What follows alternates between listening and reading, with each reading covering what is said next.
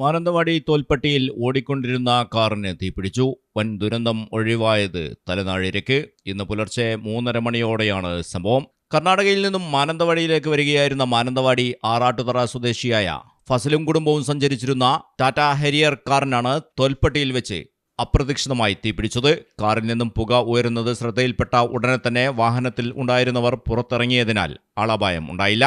വിവരമറിഞ്ഞ ഉടനെ തന്നെ Mananthavady അഗ്നിരക്ഷാസേന station officer Nitish കുമാറിന്റെ നേതൃത്വത്തിലുള്ള സംഘം സ്ഥലത്തെത്തി തീ അണക്കുകയും വാഹനം റോഡിൽ നിന്നും മാറ്റി ഗതാഗതം പുനഃസ്ഥാപിക്കുകയും ചെയ്തു.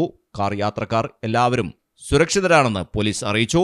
വാഹനത്തിന് എങ്ങനെയാണ് തീപിടിച്ചത് എന്ന് വിദഗ്ധ പരിശോധനയിലൂടെ വ്യക്തമാകൂ എന്നും പോലീസ് അറിയിച്ചു. മലയാളം ടെലിവിഷൻ, വയനാട്. നാട്ടിലെവിടെയാണേലും കാലാവസ്ഥ എന്താണേലും സിമെന്റ് JSW കോൺക്രീറ്റ് HD തന്നെ. നാട്ടിലെവിടെ?